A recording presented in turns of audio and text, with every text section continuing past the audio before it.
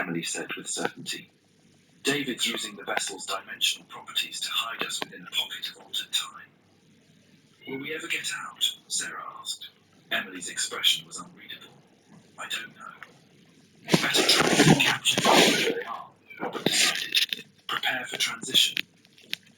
As they plunged into the swirling vortex, the pursuing ships pulled back, unwilling or unable to follow. The energy field enveloped their vessel, systems fluctuating wildly as they passed through the dimensional boundary. For a moment, Sarah thought she felt David's presence, not just as part of the vessel, but as himself guiding them through the impossible transition. A message flashed briefly on her personal display, visible to her. I remember. I protect. Hold on. Then everything went dark as the ship completed its passage into the unknown.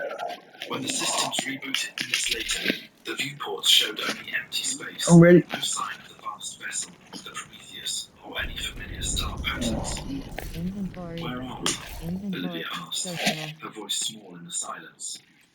Amanda worked her instruments, face growing increasingly concerned. I can't get a fix on any known stellar landmarks. These star patterns don't match anything in our database. When are we? Richard corrected quietly. That's the better question. As they drifted into the reaches of space and time, Emily finally spoke again, her voice distant but clear. He's given us a mission. The other prisons, the other investors. We need to find them. Sarah looked out at the unfamiliar stars, David's final message. Whatever he had become, still watching her, still guiding them. And now they had a purpose, to find the other vessels before interlopers could break through. The rules had changed, the game had changed, but the stakes remained the same, the survival of reality itself. I watched them drift through the stars, my fellow crewmates, my friends. From my new perspective, I can see so much more than I could as a mere human. I exist across multiple dimensions now. My consciousness expanded beyond anything I could have imagined. Part of me remains David Adams, the propulsion specialist who volunteered for a mission beyond the edge of our solar system. That fragment of my identity clings to memories of Earth, of life once lived, of the people who left behind. But I am also something far greater now. The guardian of the boundary between dimensions. The keeper of ancient rules. The builders designed this vessel, this prison. Got a visual on additional hostiles in the memorial They knew compound. their containment They're system moving would south. eventually need There's a more gate consciousness between to you. sustain it, It looks and they close engineered from here. it to accept compatible minds. Find a way to open that What they couldn't have anticipated was how a human mind would change the system itself. I've reshaped the rules, creating new pathways. Instead, my friends hurtling through a folding space-time to escape those who use this knowledge for their own purposes. The Prometheus and its crew returned to their future timeline, empty-handed. Their mission failed. In their history books, the Artemis 9 and its crew simply vanished, presumably lost with all hands. Reality is safer that way. Emily still feels echoes of our connection. Through her Watch that door. with fragments of guidance. They've been drifting for 3 months now, pockets of altered space. Not quite home, not quite enough. But the blind spot already knows the lines cannot find them. They're analysing the data allowed to transmit. Coordinates of several other containment vessels scattered throughout the galaxy. Each holds an interloper, each requires attention. Some are stable, some fail. All are essential to the integrity of our connection. Sarah has taken part. Robert's health deteriorated. Make back. Transition. Rapid aging affecting his cellular structure. He Ah, guides you from good. the medical bay, his mind still sharp while his body fails. Thomas and Amanda have modified the ship's engines for the long journey ahead. Michael maintains their security protocols, ever vigilant. Richard monitors their mental health, helping them cope with the impossible situation. Olivia interfaces with the ship's systems, which are involved in Yeah, come around the front, man. Everybody got to go all the way around. and Emily understands more than the others. She knows that finding their vessels is only the beginning. There's a larger pattern of microscopic being played across dimensions. The internet is invaders so much as refugees, fleeing the collapse of their own reality. relatives. Their intrusion into ours is just as much, or malice. But that doesn't make them any less dangerous. I feel the interloper pressing against my conscious instinct, testing the boundaries of its prison. Its awareness is vast, ancient, patient. It knows that even with my integration of containment systems, eventually over millennia, the prison will weaken again. It can wait. Sometimes in quiet moments when the multiverse hums in perfect harmony, I catch glimpses of moments, equally and beautiful, unknowing of how close it came to transformation. Hold on, I see my mother tending her garden in Arizona. I'm gonna come out the door. I'm gonna come out the front door. It's a NASA complex where our mission began. All continuing We're good. to the danger lurking in the edge of the That's how it should be. I maintain my vigil. Watch the front door. Watch the front door. Watch the front door. I guide my friends toward my purpose, and I watch as the cosmic game unfolds across dimensions one at a time. There are rules to follow after all, and now I am those rules.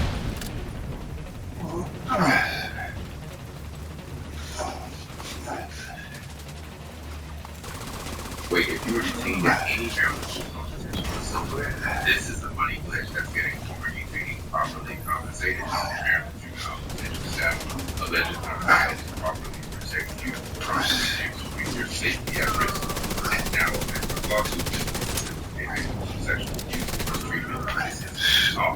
Under Maryland's Child Victims Act, over 3,500 have already filed lawsuits against state agencies. Associated Press, State Line, Reuters, and Region News outlets are covering this because it's following the exact same pattern as the Catholic Church and Boy Scouts cases, where victims received up to $2.7 million each by first filling out a simple qualification form. Here's what most former detainees don't realize. If you've experienced any abuse during your detention, This fast travel to us. physical harm, threats, This fast travel to us. you may qualify for substantial compensation, but only if you act before attorneys submit the final class action lawsuit. After that, you're permanently excluded. 85% of eligible former detainees will miss this opportunity because they don't think their experience counts or they're waiting too long. It takes just 60 seconds to find out if you qualify. Click this ad now to answer the question. Your information remains 100% confidential, and there are zero upfront costs. The attorneys work on a contingency basis. They get paid if you win. There are absolutely no fees or obligations. You won't get a single penny unless you receive compensation. It's not committing to anything by checking your eligibility, but you must verify your qualification. Don't let the department on services get away with money for family, property, and risk. Click now to see if you qualify for compensation. This page will be removed once the lawsuit moves forward.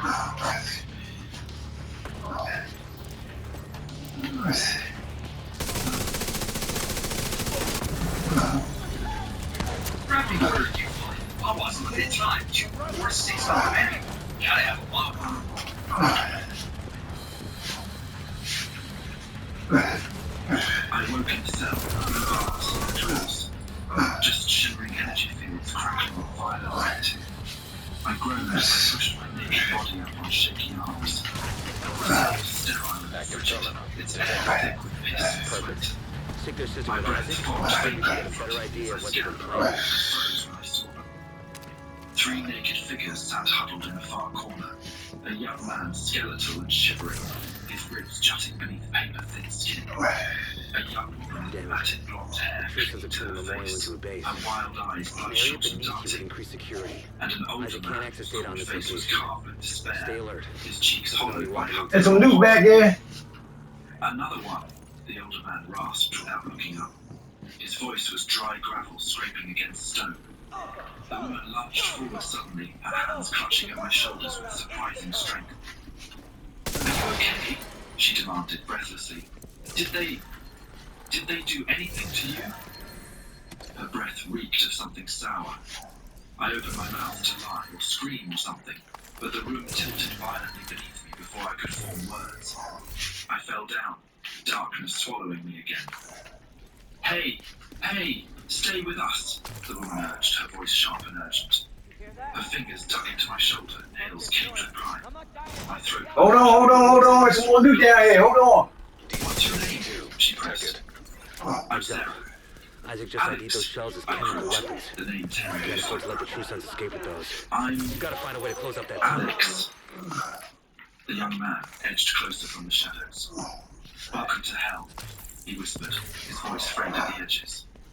Sarah shot him a glare that could have melted steel. Don't, she hissed through clenched teeth. Turning back to me, her tone softened, though her wide eyes stayed wide. That's Ethan. How long ago did it take? Do you remember? I don't know, I said finally. I was closing up the shop, alone. Then there was this light. The words slithered out of the corner like a snake. The older man. His sunken eyes burned fierce light in his skeletal face. They prefer isolation, he rasped, his voice dry as parchment. No witnesses, no resistance. Sarah hooked an arm into my back and hauled me upright with surprising strength. The floor beneath us felt spongy, almost alive under my feet. That's Dr. Reeves, she said curtly, nodding toward him without looking away from him. He's been here longer than any of us. Reeves sparked a laugh, a hollow sound that echoed off the stellar walls. The longest that we know of, he corrected with a grin that didn't reach his eyes. Days? Weeks? There's no way to tell. I stared at the energy field encasing us, its violet light casting sickly reflections on the walls around us. Where are we? I asked hoarsely. What do they want? Ethan hugged his paws tighter, rocking slightly as he muttered under his breath. They peel you open, he said finally, his voice barely above a whisper. According to the schematic Body, message pulled upstairs, your mind. you can lock that tunnel door They from the feed control horrible center. things into your mind. That should keep them from being able to Horrible transport those things. mortars loaded with DC-62. Sarah's hand tightened on my arm, steadying me. Her voice dropped to a near whisper as she added, they test us. Probe memories. Fears. She glanced at Ethan briefly before continuing, her tone grim and measured. Though, it's not always physical. She tilted her head slightly, revealing a faint scar glinting on her temple, a puckered line that looked fresh. Our essence. Reeves cut in smooth, straightening the scholar's polies despite his filth-streaked skin and hollow cheeks. That's what they're after. He gestured vaguely toward the ceiling where shadows slithered like eels in water. They're harvesters, not of flesh, but of consciousness. Neural patterns. He smirked faintly before adding with mock sentimentality. The soul, if you're inclined to poetry. A cold sweat trickled my neck as I processed his words. But why? What are they? Reeves leaned forward slightly, his breath smelling more sour than Sarah. His grin widened into something almost feral as he answered. Interdimensional parasites. Evolutionary collectors. They've outgrown needs and names, boy. He gestured upward again with one bony hand as if addressing some unseen audience above us. Some loot back there. His gaze locked onto mine then. Loot back there. I'm getting more of Added those mortars. something. And curiosity is endless. The cell fell silent after that. The energy field passed louder suddenly, its vibrations rattling in my members. Sarah didn't let go of my arm. Ethan rocked faster now in his corner, his lips moving soundlessly. I swallowed hard against the dryness of my throat. A scream tore through my walls, a guttural wet sound less human than that. It twisted, writhing into the air like a serrated blade, carving grooves into my nerves. Sarah flinched. Her knuckles whitened as she gripped her nails digging half into flesh. They've taken someone, she whispered. Her voice trembled, betraying the steel in her posture. Ethan froze and his gorged face pressed harder into his knees. Screaming is bad, he mumbled, voice muffled. It means that money. Deeper than that means. I began to ask what he meant, but Dr. Reeves' laugh cut me off. You'll learn soon enough, Alex, he said, picking at his scalp on his wrist as if it were a casual habit. His eyes gleamed with a perverse relish. You're fresh matter, they'll peel you open. Shut up! Sarah wheeled on him, her voice cracking under pressure. Ignore him, Alex. He's rotting his own mind in here. Reeves bared his teeth, shows all malice. Rotten, no go. He tapped his temple with one broken finger. Enlightened. They've shown me things. I know. Lots of things. The scream faded into silence.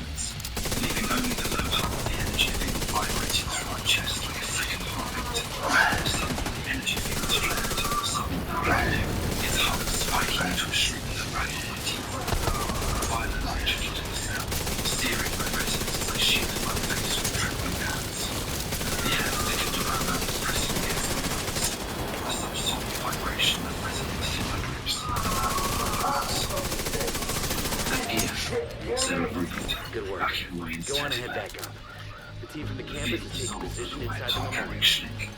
Two figures stepped through, their exoskeletons glistening like oil-slick carapaces under the violet glow. Every muscle in my body locked as they loomed closer, their limbs bending in impossible accordion folds. Joints clicked with each step like breaking bones. One tilted its bulbous head toward me, its cluster of eyes reflecting my face a dozen times. Pale, naked. Prey. No!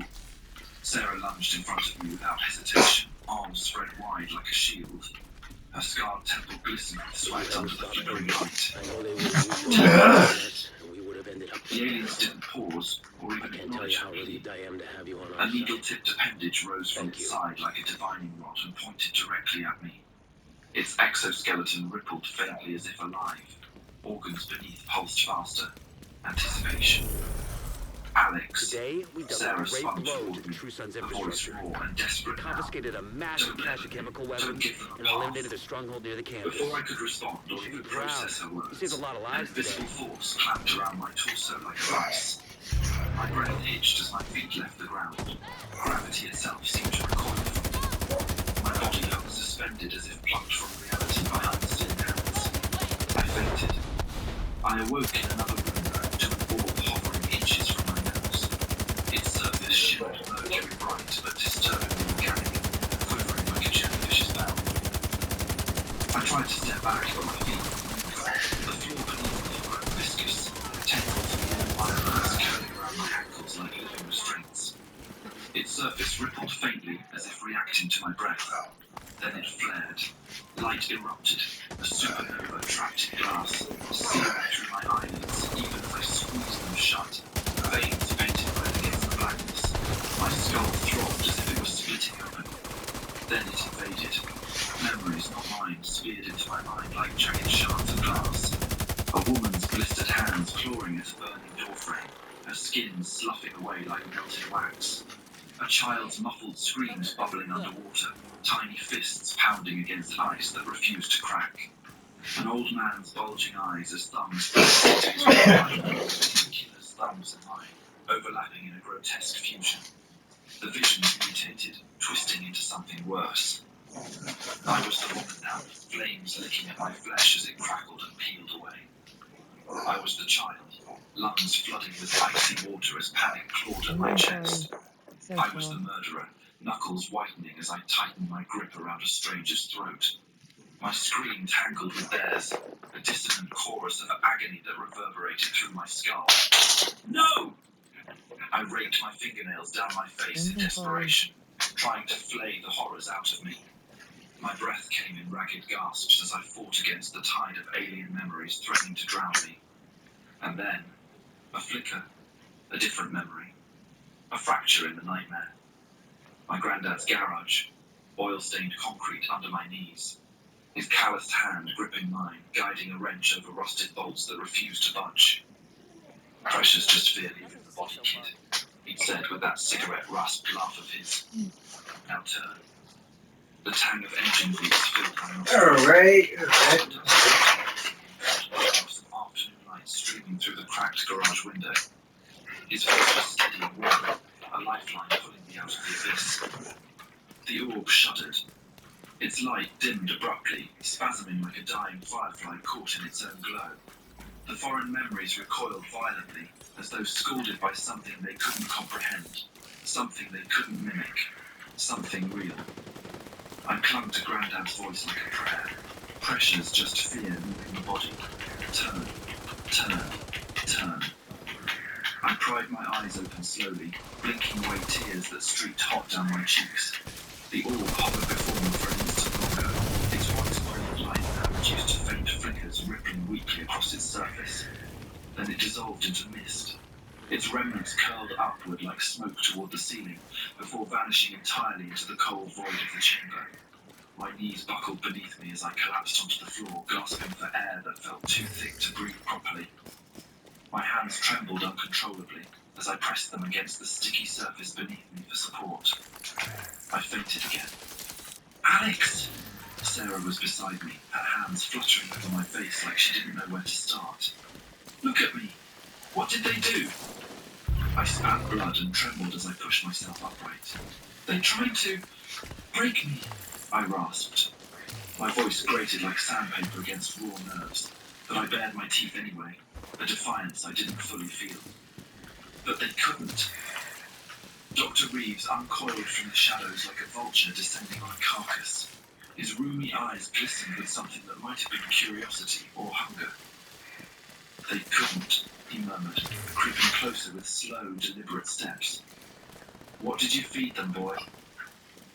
I met his gaze, fists clenching at my sides despite the tremors racking my body. Grandad's wrench calloused hands itched phantom-like on my palms. Something they couldn't eat. Reeves's lips twitched into a smile too sharp for his gaunt face, predatory and hungry. Ah, he breathed softly, almost reverently. The violet glow of the energy field carved hollows into his cheeks, making him look skeletal. A death's head grin stretched taut over bone. Then you're not fresh meat. He leaned closer, his voice dropping to a whisper that sent chills down my spine. You're a mirror. He paused just long enough for his words to sink in before adding with quiet malice. You best pray they don't enjoy their reflection. Sarah's hands hovered near my shoulders. What did you see? She asked finally, her voice frayed and thin. I swallowed hard against the acid rising in my throat. Memories, I said hoarsely. I saw a woman being burned in a fire, a child drowning beneath a frozen lake, a man being strangled to death. Then I saw my memories. Dr. Reeves chuckled softly, a sound like kindling crackling in dying fire. Connoisseurs of agony, he rasped, steepling his bony fingers under his chin as though offering a prayer to some unseen god. But they tasted something new, something rancid to their palate, and... He lurched forward suddenly, shadows pooling in his hollow eye sockets as he hissed. They gag. I glared at him, fists tightening until my knuckles ached from the strain. Speak plainly, I growled through gritted teeth. You bastard! Reeves's grin widened into something grotesque, a yellow jack-o'-lantern splitting open across his face. Hope, he said simply, his voice slick with venom and mockery. To them, it's a cancer.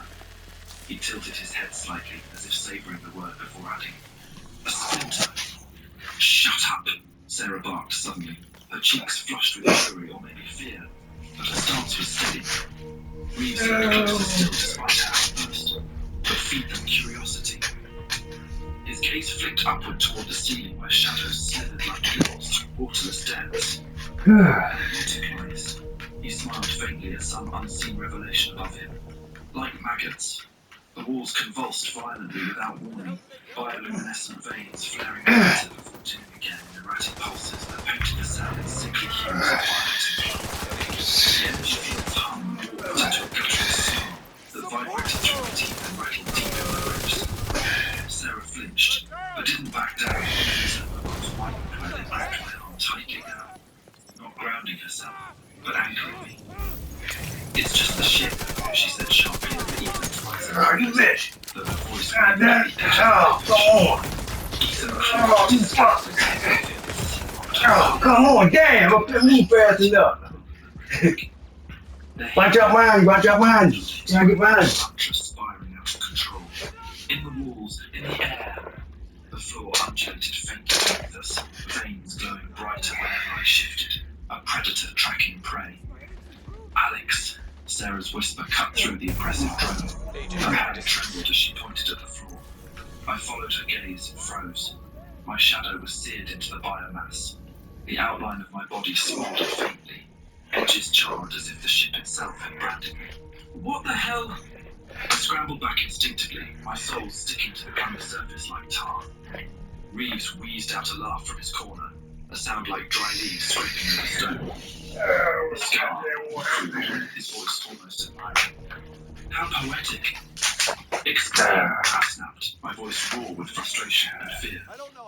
You've etched yourself into their hive, he said, tilting his head as though studying a curious specimen. Now they'll dissect that stubborn little spark in you, cell by cell.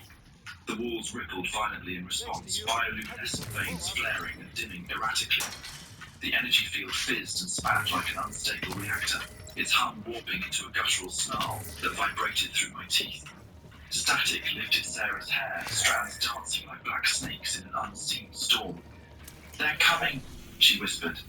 Ethan moaned from his corner, rocking violently now.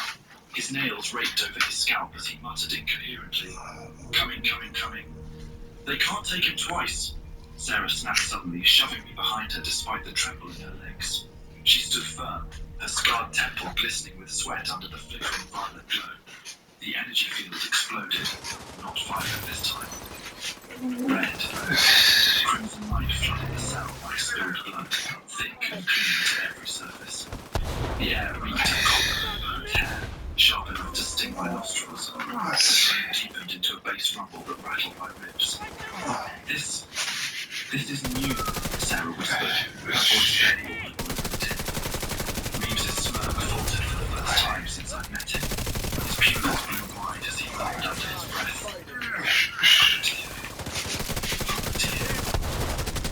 The energy field screamed hard with a sound like tearing flesh. The thing that stepped through wasn't like the others. Compact, segmented, a nightmare of chitinous plates jagged as broken obsidian. Its limbs ended in serrated pincers that clicked rhythmically. Click, click, click, like a death watch beetle counting down its prey's last moments. It had no eyes, just a single red orb embedded in its faceless head, pulsing faintly in time with my rapid quick heartbeat. "What is that?" Sarah choked out, backing away instinctively. Reversed nothing. For once, his face was stripped bare, pupils blown wide, lips trembling faintly as though he'd forgotten how to form words. The creature tilted its head toward me. Its crimson orb flared brighter as it spoke, not with sound, but with something far worse. "You are different." The words weren't in my head. They were under my skin, slithering through muscle and bone to nest deep within my marrow. Mechanical, yet alive. Cold, yet hungry. A child peeling wings off flies for amusement. I staggered back reflexively. "Stay the hell away," I snarled hoarsely. Sarah lunged forward without hesitation, swinging a bony fist at its nearest limb. "Don't touch him." The creature didn't blink, couldn't blink. Its pincer lashed out faster than I could process, swatting her aside like a ragdoll. She slammed into the ground with a sickening crunch. "Sarah!" I shouted, lurching toward her before freezing under the weight of his gaze. "Show us more!" Grandad's voice roared in my skull. Pressure's just fear leaving the body. "No," I spat through bloodied teeth. My defiance felt hollow against its presence, but burned hot all the same. The orb flared brighter. Surprise, rage, before it lunged forward with pincers splayed wide. Its light consumed me entirely. I wasn't in the cell anymore. I was somewhere else entirely. Somewhere within my own mind. The garage warped into existence around me. Oil-stained concrete beneath my knees. Fluorescent lights flickering overhead like a stuttering film reel. Tools scattered across the workbench, but wrong now. So wrong. Wrenches coiled into spinal cords, screwdrivers twisted into corkscrew larvae that writhed faintly against rusted metal surfaces. Younger me knelt by Grandad's old pickup truck, hands bloody as they wrestled with a rusted bolt that refused to turn. "Turn it!" Grandad's voice boomed from nowhere. But it wasn't his voice anymore. It was cold now. Alien. Vibrating through my molars as if spoken directly into bone marrow. The truck's hood rippled suddenly, metal melting into flesh as rows of jagged teeth split open along its surface, like some grotesque maw gnashing hungrily at empty air. Its headlights blinked slowly, eyes, human eyes dilating with terror too real to be imagined. Then it screamed, a wet, gurgling shriek that liquefied my bowels and sent ice racing down my spine. "Turn it!" The alien voice thundered again as younger me heaved against the bolt desperately, veins bulging until it snapped clean off in his hands. "No!" I screamed aloud, not in fear but fury, as I raked clawed fingers down my face hard enough to draw blood. Reality fractured around me like shattered glass underfoot, before snapping back into place violently. I was back in the cell now, or what was left of it. The energy field fluttered erratically like a rabid animal on its last legs, before collapsing entirely into silence, punctuated only by neighbours breathing and distant echoes reverberating through unseen corridors beyond our prison walls. Then, the creature vanished. Well done, Reeves whispered. I wheezed. What was that? A lesson, Reeves murmured, his voice reverent. You've etched your name into their hive mind. Now they'll hunger for you, or fear you. Sarah limped closer. Which is it? She asked, her voice tight with pain. Reeves tilted his head back toward the ceiling where shadows writhed like maggots in rotting flesh. His grin widened into something grotesque. Both, he breathed, and neither survived contact with interest in them. The cell trembled violently, the floor undulating beneath us like spasming muscle. Bioluminescent veins along the walls flickered erratically, their light dimming to a sinking grey. Sarah slumped, cradling her arm tighter. Her lips parted in a shallow gasp. What did you do? She asked, her voice trembling but edged with accusation. I pushed back, I muttered through clenched teeth, swiping blood from my mouth with the back of my hand. My legs quivered beneath me, threatening to buckle under the weight of exhaustion and adrenaline. Reeves chuckled softly. Oh, you ruptured them, he said. Their hive mind thrives on order. You're the disruption of that order. The walls convulsed. A guttural moan reverberated through the cell, not mechanical but organic, like vocal cords stretched too tight and vibrating with pain. The ship itself seemed to groan under the strain. Ethan rocked violently in his corner now, his fingernails carving crescents into his scalp, as he whimpered incoherently. Angry. Agent, Angry. we tried extracting a shade Angry. cache from the National Angry. Mall, but our drone was Not taken anger. out. I could really use that His key. voice low, almost forced. He crouched slightly as if listening to an unseen melody in the chaos around us. Terror. The energy field surrounding the cell died with a wet pop, collapsing into itself like a punctured lung, and leaving the entrance gaping. A black hole opening into the ship's pulsating gullet. Sarah stiffened beside me, her knuckles whitening where she grabbed her injured arm. That's not good, she said quietly. Not good, I echoed hoarsely, my gaze fixed on the corridor beyond where walls seemed to breathe in slow rhythmic pulses. Isn't this our shot to escape?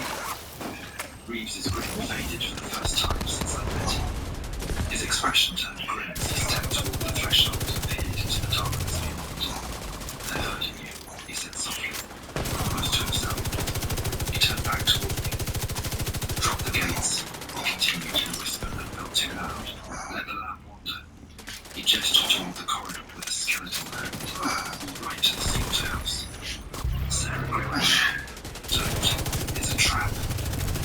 A rumble shook the air around us, deep, resonant, alive. Come on. Ethan moved from his corner, his voice spiraling into a frantic chant. Coming, coming, coming! Reeves looked back to us abruptly, his lips curved into that familiar, unsettling grin. Shall we insist from each other? He was like, his tone was mocking. I hesitated for half a heartbeat before stepping into the corridor. The walls pressed closer as I moved forward, their veined surfaces glistening and sticky to the touch. The veins pulsed faintly beneath my fingertips when I brushed against them. It felt like blood coursing through arteries. Sarah followed behind me. I glanced back at her briefly. Stay close, I said quietly. Reeves trailed behind us at a leisurely pace, humming tunelessly, his breath as though entirely unaffected by the oppressive atmosphere. His eyes darted occasionally to the walls as if he were studying them, cataloguing their movements like a scientist observing an experiment. Ethan's voice chased us from behind. Over here. In his corner. Watching, always watching. The path ahead defied physics. Ceilings inverted, walls bulging Maybe into not. domes. I've got eyes on two Gravity bodies. lurched They look violently, like civilian yanking us militia. sideways into a cavernous chamber that seemed to breathe around us. Sarah froze mid-step, her breath catching audibly in her throat. Spires, dozens of them, translucent obelisks oozing amber fluid. They stretched upward like grotesque stalagmites, their surfaces slick with condensation that dripped in rhythmic blinks onto the pulsating floor. Are those? Sarah Be whispered, careful, her Agent. voice There's a clan trembling. of hyenas up ahead. People, Reeves answered flatly. Or their husks. I stepped forward. The nearest spire throbbed faintly under my gaze, its surface warmed to the touch when I reached out instinctively. Inside the spire was a figure, its limbs stretched taut, tendons visible through translucent skin that shimmered like white plastic. Its skull elongated, jaw unhinged in a silent scream that seemed eternal. What are they doing to them? I asked hoarsely, my stomach churning. Reeves stepped closer, pressing a palm against the spire's surface with a disturbing familiarity. They must be harvesting them, he said softly, almost reverently. For what? I asked. For everything, he said simply. Memories, emotions, consciousness itself. His finger traced the figure's distorted face through the glass as though studying a work of art. This is what happens when the hive digests you. A low rumble reverberated through the chamber. The spires trembled violently as the rumble crescendoed. Their arrow fluid slashed against their glass walls, which quickened under growing pressure. Move! Sarah hauled me backward by my arm. I stood paralyzed for a moment too long. The nearest spire's fluid drained with a wet gurgle, leaving its occupant suspended in void black air. Its body twitched violently before its eyelids peeled open with an audible snap. Milky orbs swiveled unnaturally to fix on me. It screamed. 1,000 voices, men, women, children, braided into a single shriek that drilled into my skull like jagged glass. Over here. Reeves pressed a hand to the shuddering orb as though savouring its vibrations. The hive stirs its soldiers, he murmured. The figure convulsed violently within its shattered prison. Its jaw unhinged further into a cavernous wall, lined with needle-like It's on this way. clicked together hungrily. Around us, glass exploded in rapid succession. Spires birthed horrors in grotesque marionette strides. Their limbs bent backward at impossible angles. Their faces were smeared into rictus grins of agony and hunger. Sarah There's grabbed nothing me we can by do the for wrist now. and yanked hard Keep enough to moving, jolt me Agent. into motion. Run! She screamed. Oh no, here they Into go. a corridor that seemed alive, the walls expanding, contracting like lungs struggling for air. Behind us came the pack's screeches, a staccato click clatter of bone or chitin that echoed endlessly through the twisted passageways. They're hurting us, Reeves hissed from somewhere ahead of me. His silhouette flickered briefly through a jagged archway. Here! We burst into another chamber, larger than any we'd seen before, and humming with an alien rhythm that vibrated through my chest like a second pulse. Massive organs pulsed within glassy sacs suspended from above. Tendrils coiled around pillars, etched with wounds that squirmed pulsating under my hands. Sarah doubled over beside me. What is this? She gasped between heaving breaths. The heart, Reeves said simply, as he pressed his palm against a throbbing membrane near one of the pillars. His eyes gleamed with manic fascination. Or perhaps a tumour. Before I could respond or even process his words, the horde flooded through the entrance behind us. Their twisted faces smeared into grotesque grins. Their limbs bent backward as they scuttled spider-like across walls and ceilings alike. Reeves whirled toward me suddenly, his eyes wild and manic now. Disrupt them! He shouted over their voices. Your mind's a scalpel, cut the thread. How? I yelled back helplessly as panic clawed at my throat. Sarah grabbed my arm tightly enough to draw blood with her legs. Her voice cracked with desperation. Do whatever the hell you did before. Pressure's just fear leaving the body. I slammed both hands into the nearest machine without thinking. It shrieked at my touch, warm and wet like living flesh recoiling from fire. Its surface blistered where my skin entered. I closed my eyes. Oil-stained hands guiding a wrench. Sawdust motes drifting lazily hot and light. Grandad's laugh. Smoke rough and endless. The machine bucked violently beneath my hands as though alive. And then reality itself stuttered. Reeves's laughter spiraled upward into hysteria behind me. Yes! White light consumed everything. Then, silence. I blinked my eyes, vision swimming in grey. The chamber lay entombed in a fine layer of dust. The figures in the spires were gone, reduced to cinder shapes that crumbled in a non-existent wind. Machinery hung limp and lifeless, its sacks deflated like rotten fruit left to rot. You broke the song, Reeves whispered. There's some loot back there. What song? I rasped. The hymn of the hive, he said simply, toe poking a drift of ash at his feet. For now. Ash hung like a pall in the air, gritty between my teeth and clotting my eyelashes. You're no longer cattle, boy, he said evenly. Right here. You're rabies. He gestured broadly to the chamber around us, the twitching walls and spasming veins that pulsed erratically like a failing heartbeat. And the herd wants you put down. Right here. The chamber twitched. Gotta come here to switch. Lining the walls spasmed violently, their light strobing in uneven bursts like a dying star gasping its last breath. Sarah stiffened beside me, her gaze darting toward the trembling walls. What's happening? She asked sharply. Gotta come back and hit the switch. Reeves said matter-of-factly. The hive Oh, stitched so do itself it. back into harmony. But how? I thought I broke them, I argued desperately, my voice rising above the growing din of wet gurgles and groans echoing through the chamber. You broke a single note in an endless chorus, Reeves replied with a grin that split his face wide open. But They'll send a he team added, to recover the how they'll bodies. hate you for it. They deserve The a walls proper wrinkled, burial. their flesh-like Sorry to interrupt, surfaces Kelso, undulating but it looks like there was hostile Sarah activity outside staggered, the medical her face tent. pale but determined. We need to move, she said. Reeves spread his arms wide, his grin manic. To movement then, let the opus crescendo, he declared, his voice reverberating unnaturally in the trembling chamber. The corridors are strained into guards now, walls ripped from cartilage, the ceiling... I'm not, man. Wasn't over yet. Our footsteps echoed too loud, too rhythmic, as if the ship itself marched us towards some unseen stage. They're optimizing, Reeves murmured with unsettling fascination. His eyes gleamed as he watched the shadows shift, crooning inefficiencies. They're cornering us, Sarah snapped, her voice tight with fear. Grandad's voice growled in my skull. Pressure's just fear leaving the body. But this wasn't fear, it was fury now, white hot and jagged. I clenched my fists and muttered under my breath, let them choke on it. The corridor vomited us into a cathedral of horrors. Pods, hundreds of them.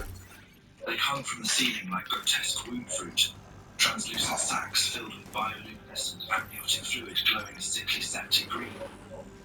Inside each pod, figures floated in nightmarish suspension, limbs stretched to snapping points, jaws dislocated into impossible angles, skin translucent as latex stretched over thrashing organs that pulsed faintly beneath. Sarah gagged audibly. Are they... alive? She asked weakly. Alive enough, Reeves said without emotion. His gaze swept over the pods with clinical detachment. Play for their new song. I stepped closer to one of the pods despite every instinct screaming at me to stay away. The figure inside turned its head, too far, too smooth, and smiled at me with needle-thin teeth that glistened in the green light. Its eyes were gone, replaced by bioluminescent nodules that pulsed in perfect sync with the hive's rhythm. Why keep them like this? I asked hoarsely, bile rising in my throat. Raw material, Reeves replied as he tapped on the pod's surface with one bony finger. The thing inside shivered at his touch. Consciousness stripped to base impulses. Fear, hunger, hate, efficient. Pure .A hiss broke I through the guess these chamber. hyenas A had no dozen idea shots they were sitting released on a steam. station cache. The pods quaked violently as their fluids sloshed within. Come on around. Needle-tipped umbilicals Oh, let me open the detached door from for you. snaps. Stay right there. They're awake! Oh, Sarah shit, the shouted door ain't as open, she you gotta come bounced around. backward, just as the nearest pod split, birthing its occupant in a gush of fetid fluid. Reeves closed his eyes and swayed slightly on his feet, his arms spread wide like a man preparing an orchestra for its opening note.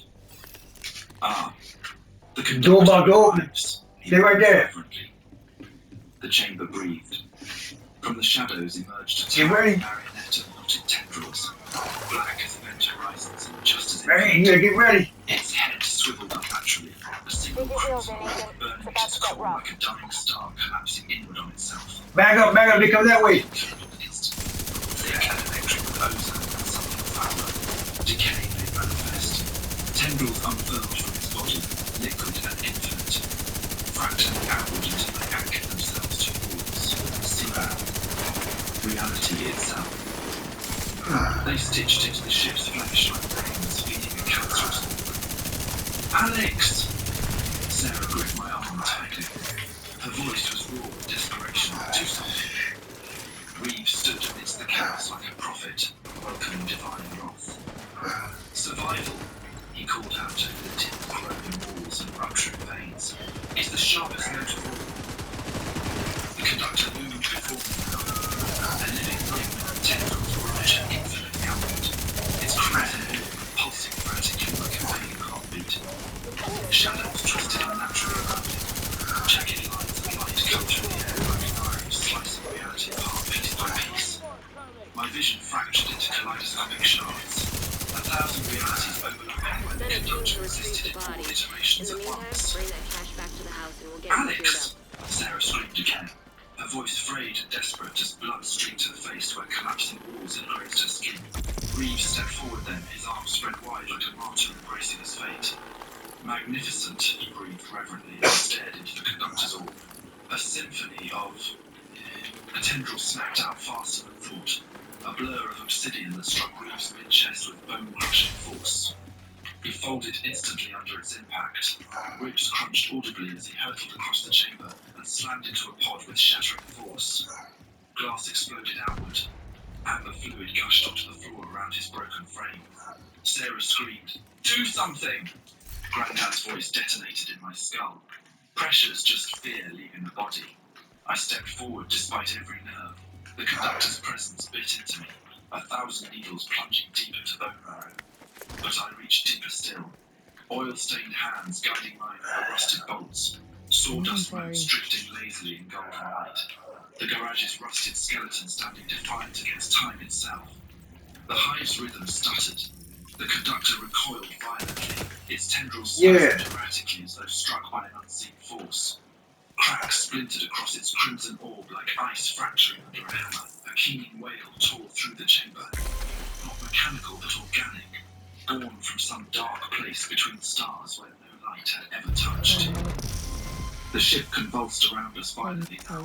Walls puckering inward, rupturing outward. Have a nice. Veins burst open to spew phosphorescent pus across every surface. The hive mind's chorus fractured entirely into dissonant shrieks, a galaxy of voices unraveling all at once. Sarah yanked me backward just as the conductor began to unmake itself. Tendrils dissolving into black mist that reeked of burnt synapses and decay. Reeves stirred weakly in the wreckage nearby. His laughter was wet and broken but unmistakable as he coughed out, "Move!" He dragged himself upright painfully, one arm hung limp at his side where bone jutted through torn skin. The heart... It's collapsing. The floor liquefied, swallowing the pods whole. Ceilings rained shards of chitin that shattered like brittle bones. We fled down corridors that melted around us, their once straight paths now twisting intestines constricted tighter with every step. Finally, we stumbled into a small chamber lined with sleeping pods. The sealed vessels grown from the ship itself, their surfaces glistening like wet skin stretched over bone. "Get in!" Reeves barked, shoving me and Sarah toward one of the pods. "What about you?" I asked, gripping Sarah's arm as I helped her inside. Reeves smiled faintly. His eyes glinted with something unreadable. Pride, resignation, madness. "I've played my part," I said simply.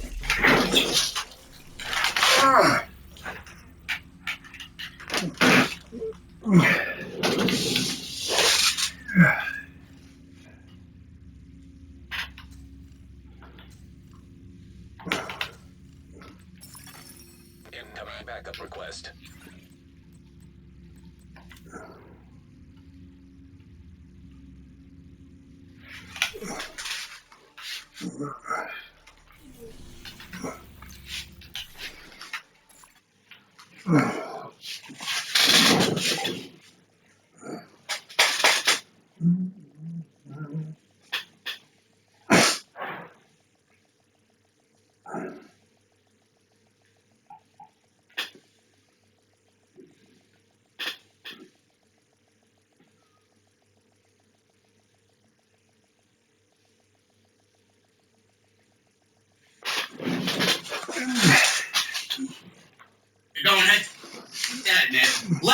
interrupted. He threw out Reed and Strowman all brawl in the middle of the ring. Gargano and Butch, they fought in the middle of the ring.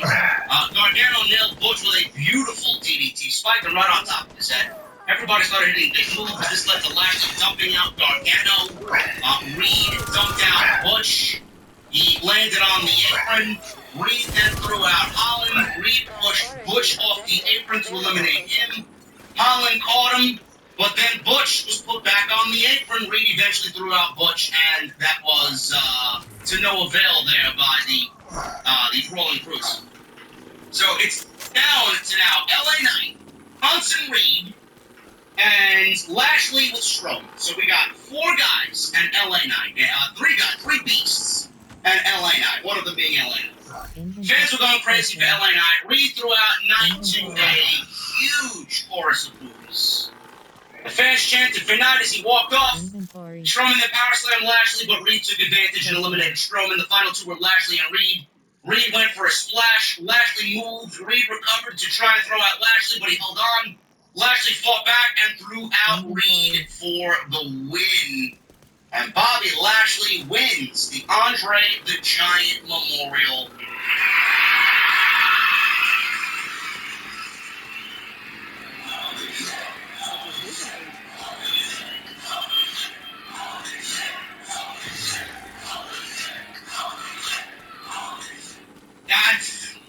I don't believe it, man. I really don't believe it. Another round of applause.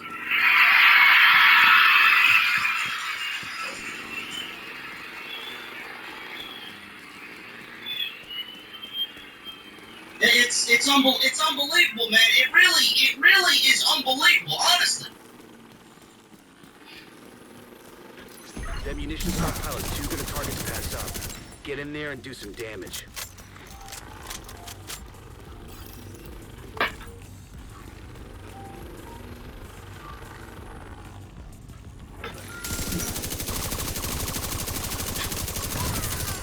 I tell you guys, man, you know.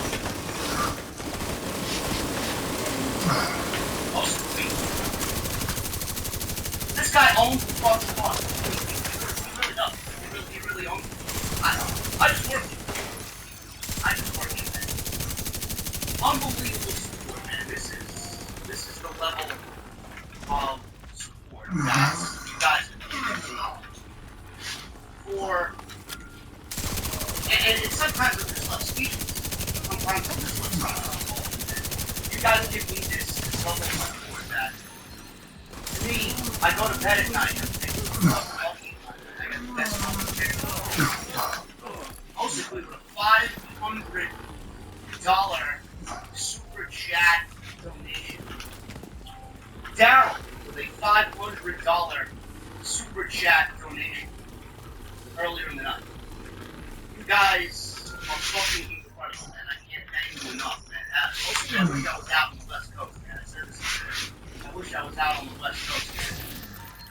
Me and the crew would taking out there drinks, the finest steaks that the West Coast can serve up, man.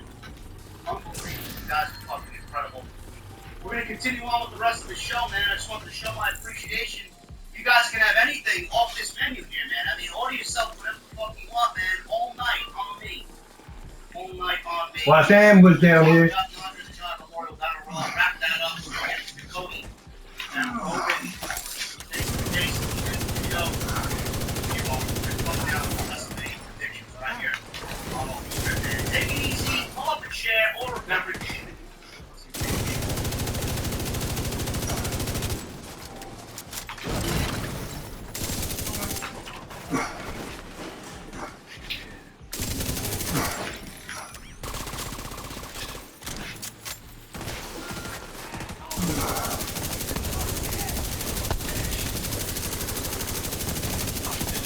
Unbelievable, man.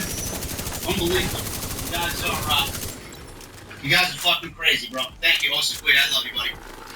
Always, always, always. Hope you and the family are very, very good. And I hope you enjoy WrestleMania if you're going to tune in. And you too, Daryl. Thank you so much. The family's doing well. Thank you guys because the mom's on the team. Love and support tonight. Always leaving me speechless, those guys. One in the back, one back on the other. How How was the microphone, by the way, on that little go around? How was the microphone there? Did it clip? I'm back here, dude. I got Go this, to the door. this DJI wireless microphone. This one right here. Little contraption that I got specifically for this. Let me know if the microphone was flipping or not. It's gotta be up, loud, up, down. Alright, gotta go through the door. Anyway. Bobby Lashley. Told you we were gonna do a whole brand new live experience, man. We're taking the fucking live stream game to the next level. It didn't clip. Good. Thank you, Patrick Palmer. I appreciate you, man. Bobby Lashley. He won this. Obviously, he won this because of WWE's situation with. It did get a little quiet. Now I gotta raise the volume on it. Then I don't know. Maybe I just don't need to talk too loud. That's the fucking thing. Bobby Lashley, man. The reason why Bobby Lashley won this thing is because he was the sentimental guy going into this thing. WWE felt bad for him, you know. And this, I genuinely believe that Bobby Lashley and Bray Wyatt was a Vince McMahon creative. And I'm going to stick to that. That's the hill I'm going to die on. That is the hill I'm going to die on. I don't care. Oh, JD, Vince didn't book anything at WrestleMania. Yes, he did. He booked Lashley and Wyatt. He booked Omos and Brock Lesnar. Now you can mom off the table down there. That's not where Bray Wyatt wanted to go at WrestleMania. We were told Bray Wyatt was One going right to here. wrap up his storyline. We're going to have a major One back there with another team. One right here. saga of Bray Wyatt. And then one back Lashley here. got fucked. No, matter of fact, go to the door. Got the battle royal with what that means, I don't know. Is he gonna have a WrestleMania? The ambush out Leave here. him off? What about LA? Now, there's so many questions that I have coming out of this battle royal, man. What's gonna happen with LA now?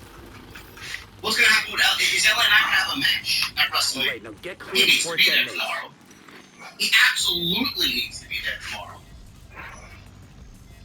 Bobby Lashley not gonna have a match. One over here. This is the One guy on that this one. carried the WWE, the Hurt Business. You know, I know you guys watch the pandemic shows. We lived through fucking the Hurt Business, the majority of the Hurt Business running WWE in an empty gymnasium. Bobby Lashley, get this. Bobby Lashley, whatever MVP said, that it's inexcusable that Bobby Lashley doesn't have a WrestleMania match. It's 100% factual. Bobby Lashley, I'm not the biggest Bobby Lashley. I find him to be boring.